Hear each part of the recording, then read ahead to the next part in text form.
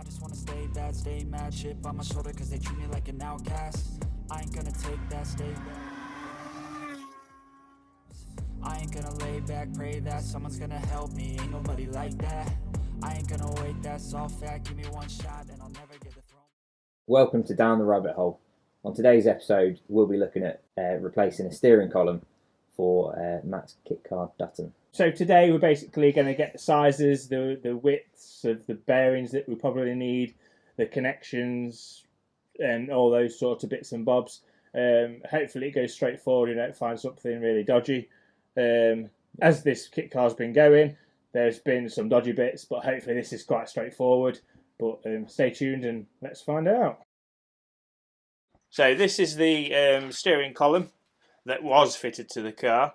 We need to basically remove this, get rid of it totally, because it's a Mark 1 Escort, I do believe, or Mark 2. Been extended over the time. It needs to be modernised, I think. So today we are basically going to design what we're going to replace it with and how we're going to do it and build it and design it. So hopefully stay tuned and you should see the way through and see a final production. Thank you. So today we're looking at Matt's Dutton, trying to get his steering column sorted. So quick look in the empty engine bay at the moment.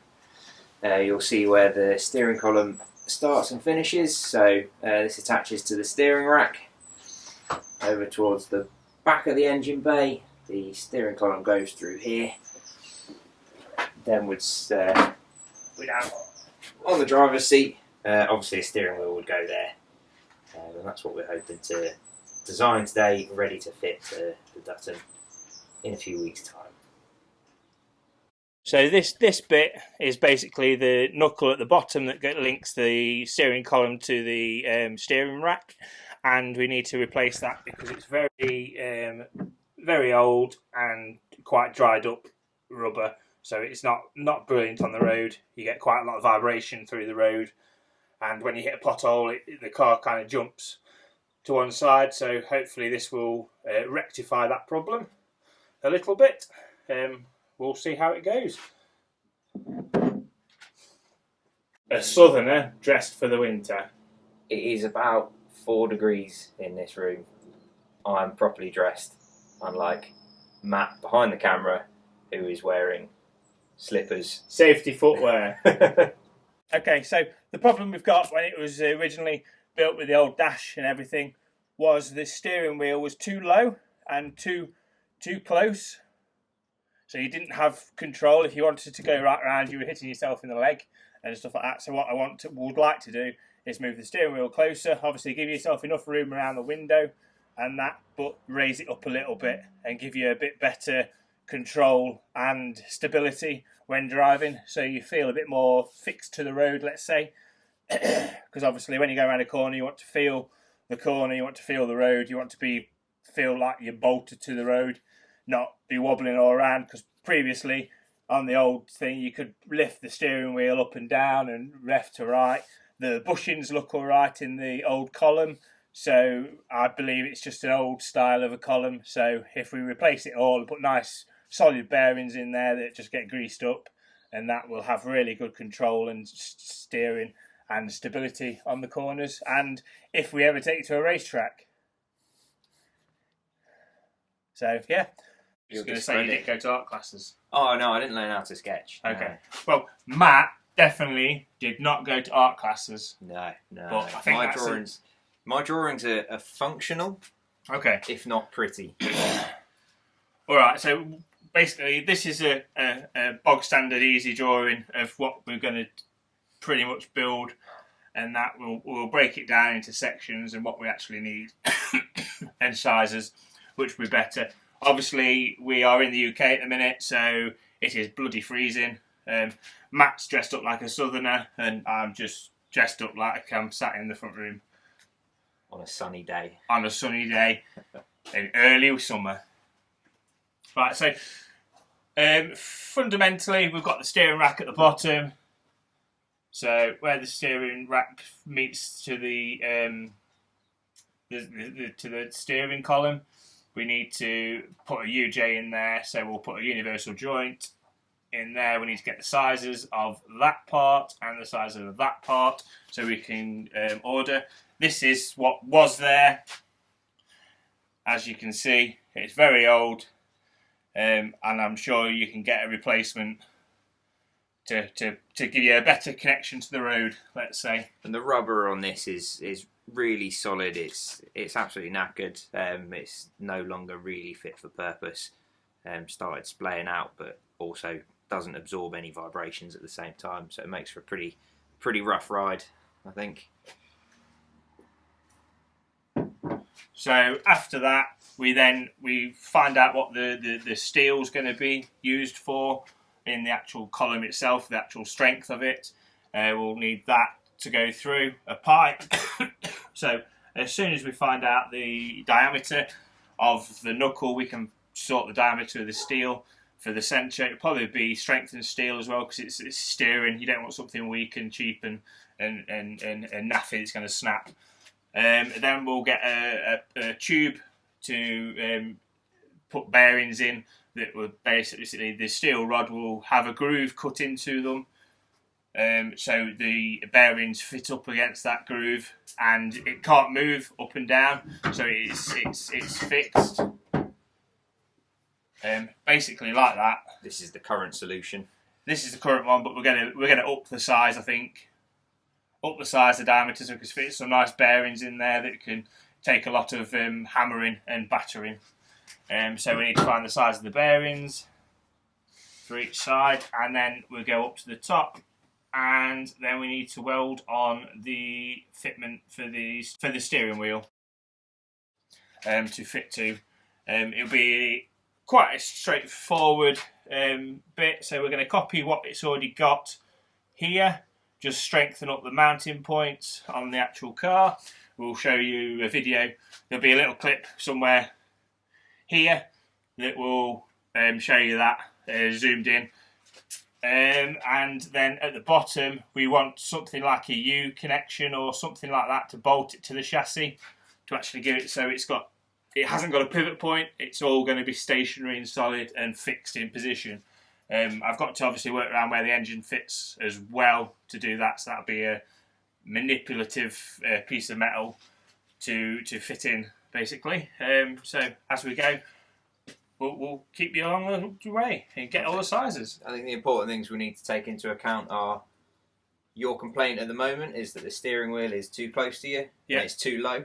Yeah. So the best thing we can do is obviously change the bulkhead slightly, which will affect exactly where these positions are. Lift that steering wheel up, find a position that's comfortable for you, because you're the one that drives the car mostly, and make sure we're covering that. So get all our measurements right for that. And basically, make it possibly have it adjustable a little bit. Yeah. So if somebody shorter sits in it, they're not holding onto the steering wheel and going around the corner. They can actually drive, Matt. And you just make it more stable and more user-friendly as well. So, especially if the missus has a go, she can move the steering wheel to make it a bit more comfortable. So she's not like hanging onto the steering wheel as she's going down the road. And I think that will be the way forward. So we'll get on to measuring some bits and see what sizes we need. Perfect. Yeah. Sounds good. So just line bit there. Then it steps out slightly. Yeah. And you've measured the stepped out bit. Yeah. So that is 19 mil, you say. And it's not going to be bendy like that. Obviously. Yeah. It's going to be straight.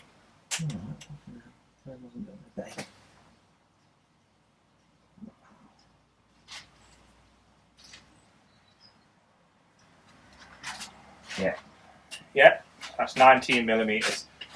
So if we get a 20.5 or something like that, it'll sit in nice, central. And if we get one that's narrow and then we lathe it so it fits perfect, central, and then weld it, you don't have to line anything up. It just fits itself central. Funny enough, I know somebody called Barry that's got a lathe. Is that recording? It is recording. You're recording me? I'm recording you doing that, yeah, because I would just edit all the crap out. So a lot of the crap that you do. Oh, there'll be nothing left. Yeah, I've got to go there. I haven't got enough meat here to weld onto. So that's a shame. 17. That's 17 mil. So a little bit of a step up. 17 mil.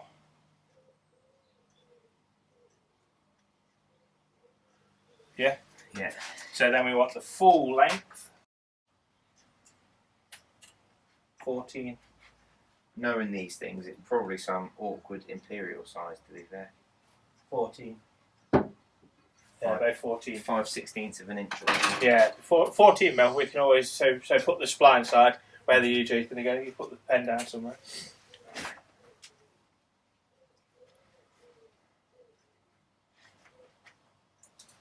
Yeah. Then you want the whole length. Then we want the whole length. Yeah. Well, it's just the whole length of the current one plus a bit. Yeah.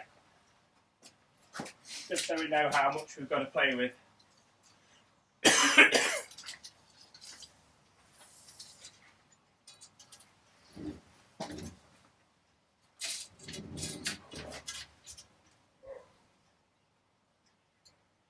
So, 1,340 millimetres.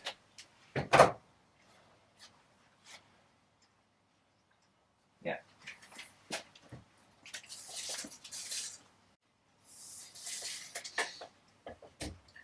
Then we need to do some research on, depending on if we stay 17 mil or we stay 19 mil for the whole length, then we need to do some research to work out which bearings, the outer diameter of bearings that fit that inner diameter of shaft, so that you could then So what we're going to do, the exterior. I thought you might say this.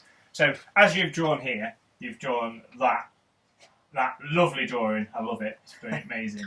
So you've drawn that like that, like that, like that. So then what we'll do is we will get some solid tube, some solid bar, sorry, to do that with. Then we will lathe out the middle of that one, and lathe out the middle of that one, like that. So the internal diameter of the hole will be 17 millimetres on that one, and the internal diameter of the hole will be 19 millimetres on that one. And then depending on how thick we go, depends on the bearing size. So the internal of the bearing, so that bearing will sit on there. What we can do is we can also lathe this, so we turn this in the lathe, so we've got a shoulder on both ends, like that, on that bar. That shoulder will then, in turn, give you a mounting point for a bearing to sit. So you can push a bearing on, and you can push a bearing on, like that. And then all you need to do is fit that bearing to anything. You can tube it all the way across, or you can just fit those two bearings.